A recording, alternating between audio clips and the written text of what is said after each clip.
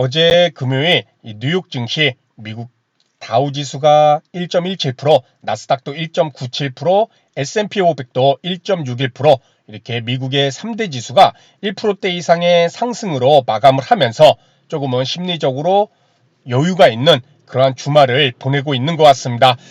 다만 뭐 당장 월요일, 화요일, 수요일 이 며칠이 문제가 아니라 앞으로 국내에서 이 반도체 와 관련된 그런 섹터를 우리가 한번 생각해 보는 그러한 시간을 좀 갖도록 하겠습니다. 일단 최근에 이런 기사가 나왔죠. 이 반도체 쇼크에 5개월 연속 수출 감소, 무역 수지 1년째 적자 행진. 그 내용을 보게 되면 이 반도체 수출이 42.5% 급감에 거의 반토막이 났다는, 그리고 대중 수출도, 중국으로 향한 수출도 24.2%가 감소했다는 그러한 기사가 나왔습니다.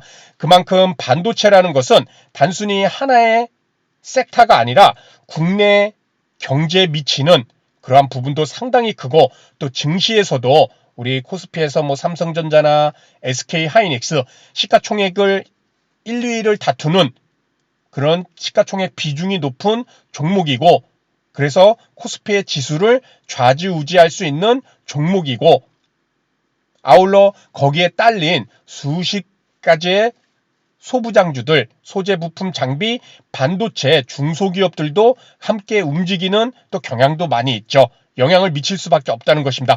그만큼 반도체는 국내 경제와 증시에 영향을 미치는 부분이 상당히 크다, 이렇게 우리가 볼 수가 있을 것입니다. 자, 그런데 최근 뭐 이런 반도체와 관련된 부분, 과거에는 우리가 뭐 메모리 같은 경우는 전 세계에서 독보적인 1위를 하고 있는 상황이죠. 그렇죠? 그래서 후발주자가 뭐 중국이든 다른 후발주자가 한 발 따라오면은 이 기술력으로 한 발 멀리 달아나고, 이런 식으로 견제를 하면서 세계 1위를 계속해서 유지를 하고 가고 있는 그러한 상황이었습니다.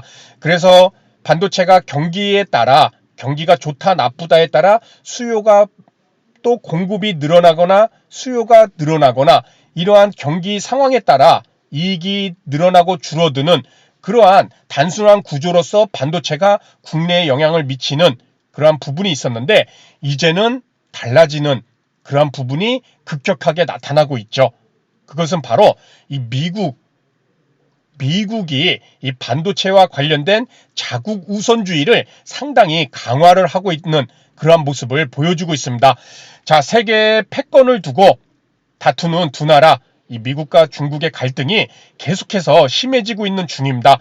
특히 반도체 같은 이런 첨단 기술 분야에서 양국이 서로를 점점 더 강도 높게 견제를 하고 있고, 그러한 견제 속에서 반도체 강국인 우리나라에도 이것저것 요구하는 것이 참 많아지고 있는 그러한 상황입니다.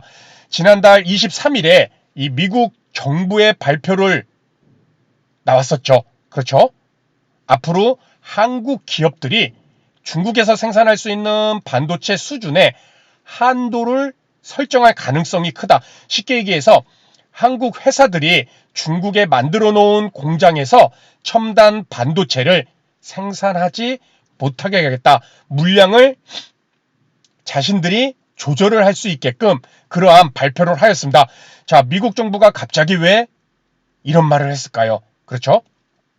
이 작년으로 보게 되면은 사실 작년부터 미국 정부는 이 첨단 반도체를 생산하는 데 필요한 장비를 중국에 반입하면 안 된다라는 그런 내용의 규제를 시행하고 있었습니다. 이것은 미국 기업뿐만 아니라 사실상 모든 국가에 이런 반도체 회사에 적용을 하는 내용이었죠. 이렇게 미국 정부가 다른 국가까지, 다른 국가의 일반 기업들까지 이렇게 통제를 한다는 것은 한마디로 미국 기술을 조금이라도 사용했으면 우리말을 들어야 된다. 즉 미국의 기술이 접목된 반도체 장비를 미국의 경쟁국인 이 중국에 들이는 것을 금지하겠다는 거죠. 그렇죠? 한국이, 특히 우리나라가 이렇게 반도체 강국이기는 하지만은 이 반도체 기술에 있어 가장 앞서 있는 나라는 미국이죠. 그렇죠? 그래서 미국의 기술이 접목되지 않은 반도체 장비는 없다고 봐도 무방할 정도로 미국의 반도체 기술은 상당히 높은 그러한 상황에 있는 것입니다. 자, 그렇기 때문에 첨단 이 반도체 장비의 중국 반입을 금지하는 내용의 이 규제가 작년 10월에 시행이 됐고, 그리고 우리나라 같은 경우는 미국 정부에 특별히 1년간의 유예기간을 신청하고 또 유예기간을 받아냈죠. 그렇죠? 다만 작년 10월이니까 올해 10월이 되면은 그 유예기간이 끝나기 때문에 연장을 해달라고 이렇게 기업들과 정부가 하려는 그러한 계획을 갖고 있었는데, 이러한 상황에서 미국 정부가 올해 10월부터는 한국 기업이 아예 중국에서 첨단 반도체를 생산하지 못하겠다는 뜻을 밝힌 것입니다. 그렇죠? 그래서 장비 반입을 금지하는 이런 간접 규제가 한 발 더 나아가서 이제 직접적인 생산 결과를 통제하겠다는 것이죠. 그렇죠. 참 무서운 것입니다.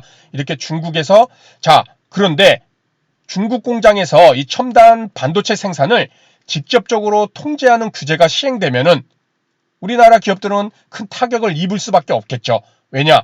중국 공장이 반도체 생산에 큰 비중을 차지하고 있는 그러한 상황이죠. 이렇게 메모리 반도체 중에 낸드 플래시라고 불리는 반도체가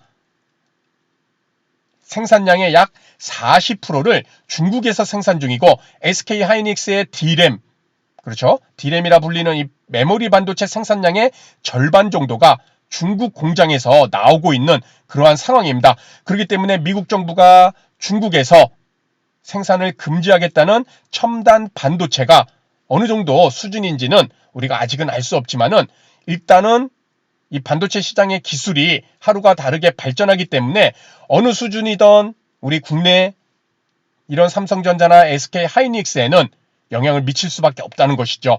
아울러 우리나라가 메모리 반도체 시장에서 독보적인 1위 기업인데, 그렇죠? 이런 것들은 대량으로 생산한 그러한 덕이 컸겠죠. 그런데 생산량의 절반을 차지하는 중국 공장에서 구형 제품밖에 못 만들게 되면 경쟁력 또한 크게 이렇게 하락할 수밖에 없다는 것입니다. 아울러 이렇게 생각해 볼 수도 있을 것입니다. 야, 그러면은 지금 이제 생산 거점을 중국 외에 다른 국가로 옮기면 되지 않겠느냐? 자, 이렇게 쉬운 문제가 아니죠. 삼성전자와 SK 하이닉스 반도체가 이렇게 사업을 하면서 중국에 투자한 규모만 50조 원이 넘었잖아요. 그렇죠? 그래서 이제 와서 뭐 다른 공장을 다른 곳으로 옮기면은 이 투자한 50조 원의 그러한 부분이 퇴색되고, 또 추가로 수십조 원 이상을 투자해야 다른 곳에 또 거점을 만들 수가 있는 것이잖아요. 그렇죠? 그래서 지금 현재는 미국 정부 규제가 10월부터 다시 시행이 되면은 그야말로 이러지도 저러지도 못하는 그러한 상황에 놓이게 되고, 이것은 미국이 앞으로 반도체 사업을 계속하고 싶으면 중국이랑 관계를 끊는 것이 좋을 것이라는 그러한 기업을 우리나라에도 압박을 이렇게 가하고 있는 그러한 모습입니다. 다만 미국 쪽에서도 이렇게 압박만 하고 있는 것이 아니라 또 당근책, 회유책도 제시를 하였죠.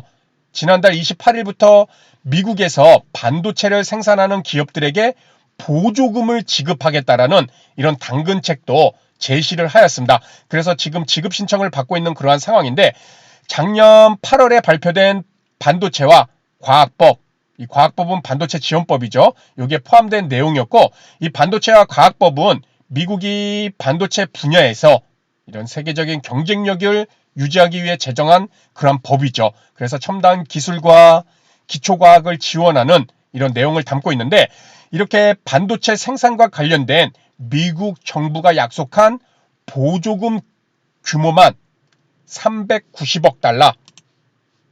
그렇죠? 이 390억 달러면은 우리나라 돈으로 한 51조 원. 이렇게 보조금을 지급할 약속을 하였습니다. 자, 미국의 반도체 공장을 짓고 있는 삼성전자와 SK 하이닉스도 보조금 수혜 대상이죠. 그런데 여기서 중요한 것은 이 반도체와 과학법에는 중국을 견제하는 이러한 내용이 또 포함되어 있습니다. 무슨 내용이냐? 보조금을 받은 기업이 향후 10년간 중국 등 미국이 지정한 우려 대상 국가에 반도체 제조 시설을 짓거나 투자할 수 없도록 하는 조항을 둔 것이죠. 미국 정부가 큰 혜택을 줄 테니 중국에 투자하지 말라는 그러한 부분을 말하고 있는 것입니다. 자, 그렇기 때문에 지금 우리 반도체가 상당히 이렇게 어려운 그러한 상황에 놓여 있는 그러한 모습인데, 그렇게 해서 미국이 중국이 아니라 국내에 미국에 반도체 기업을 지어라, 우리가 보조금을 줄게, 이런 식으로 회유를 하고 당근책을 이렇게 제시를 하고 있는데, 자, 그 보조금도 상당히 지금 문제가 많은 그런 모습이죠. 그렇죠? 자, 무슨 문제가 있냐면은 첫 번째는 초과 이익을 회수하겠다는 내용이 들어 있습니다. 초과 수익을 회수하겠다는 내용. 쉽게 얘기해서 1억 5천만 달러 이상의 반도체 지원금, 하나로 약 2천억 원을 반도체 지원금을 받은 기업은 예상을 초과하는 이익이 발생할 경우 보조금의 최대 75% 범위에서 미국 정부에게 이익금을 반납해야 된다. 이걸 다시 전체적인 보조금과 연계해서 생각해보면 미국이 아까 지급하기로 한 보조금이 527억 달러, 약 67조 원 이렇게 계산을 해보면 최대 75%인 395억 달러인 51조 원을 도로 지불해야 된다. 그렇죠? 참 웃긴 거죠. 물론 국내 반도체 기업이 보조금과 대출들을 포함하면 수조 원이 넘는 지원금을 받는데, 그렇죠? 미국이 지원을 해준다고 그랬잖아요. 지원금. 그런데 그렇게 지원금을 받고 공장을 짓고 생산하고 초과 이익이 발생할 때마다 미국 정부에 이를 반납해야 된다면 법인세 등 각종 세금을 포함해 천문학적인 돈을 다시금 토해내야 될 그러할 상황이 또 나타나는 거죠. 그렇죠? 그래서 이번 보조금 법안이 국내 기업들에게 눈에 보일 때는 당장 처음에는 보조금을 주기 때문에 이익을 주는 것 같지만은 결국에는 득보다는 이러한 실이 클 것이라는 그런 우려가 또 많이 있다는 것입니다. 자, 두 번째는 이것은 상당히 우리가 중요하게 봐야 될 것인데, 이 첨단 기술을 확보하는 이런 반도체 업종 특성상 생산 설비 공개가, 그렇죠? 생산 설비를 공개를 해야 된다는 그러한 조항도 있잖아요. 그렇죠?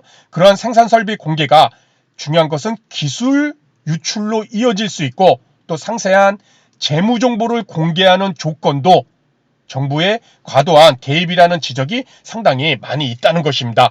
자, 미국이 참 무서운 게 뭐냐면은 지금 우리가 얘기하는 것이 결국에는 중국을 이런 첨단 기술, 이 반도체와 관련된 첨단 기술을 실질적으로 막자는 그러한 내용이 많이 있잖아요. 경쟁 대상으로서. 그렇죠? 그렇지만은 그 표면적인 이유는 중국을 견제하려는 내용이 강하지만은 실질적으로는 미국이 이젠 이 반도체와 관련된 또 첨단 기술과 관련된 부분에서 더 이상은 지켜봐서는 안 되겠다. 자신들이 직접 제조를 하고 판매를 해야겠다. 이러한 생각이 상당히 강한 그런 기술 패권주의로 가고 있는 모습을 보여주고 있다는 것입니다. 그것은 우방국도 예외 상황이 아니라는 것이죠. 그렇죠? 그것이 상당히 무서운 모습이라는 것입니다.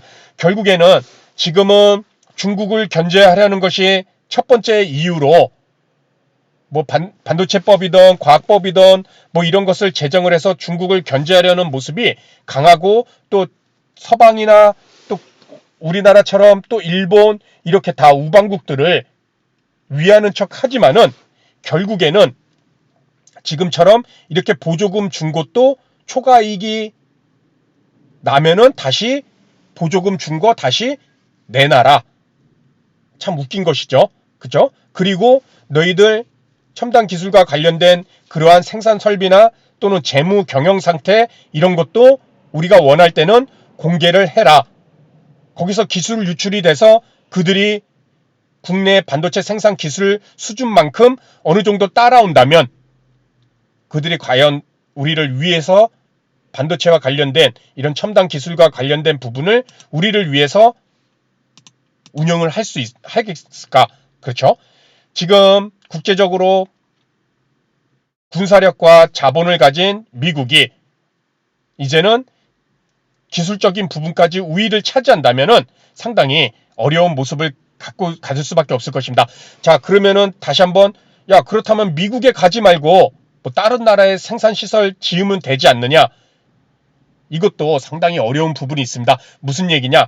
우리나라 기술이 아무리 좋아서 다른 나라보다 몇 발짝 앞서가서 더 좋은 제품을 만들 수 있다 하더라도 그것을 팔 수 있는 곳이 없다면은 미국은 그러고도 남을 수가 있다는 것이죠. 어떻게?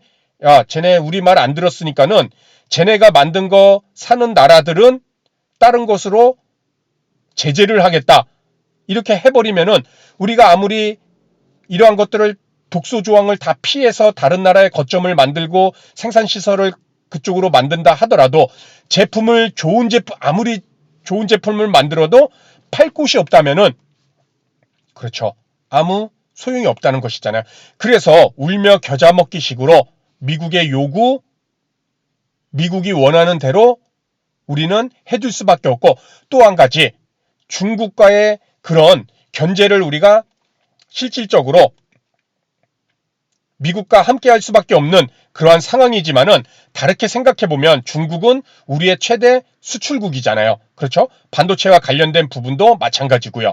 그랬을 때 우리가 아직까지는 양다리 전략, 중국과 미국의 위태로운 줄타기를 할 수밖에 없는 그러한 상황이라는 것입니다. 자, 이것이 단기간에 악영향이 얼마만큼 나타날지는 아무도 모를 것입니다. 다만 장기적으로 미국이 자신들이 의도한 대로 우리나라의 반도체 기술력을 흡수하고 또 자신들의 막강한 자본력으로 제조업까지 크게 확장을 시킨다면 우리나라 반도체에 관련된 그런 섹터적인 부분은 상당히 조심해야 될 그런 부분이 분명히 있다는 것입니다. 지금 일본과 중국도 따라오고 있지만은 일본 또한 다양한 기업들, 반도체 관련된 기업들이 하나로 뭉쳐서 또다시 반도체 강국을 꿈꾸고 있고 미국도 반도체 강국을 꿈꾸고 있는 것입니다.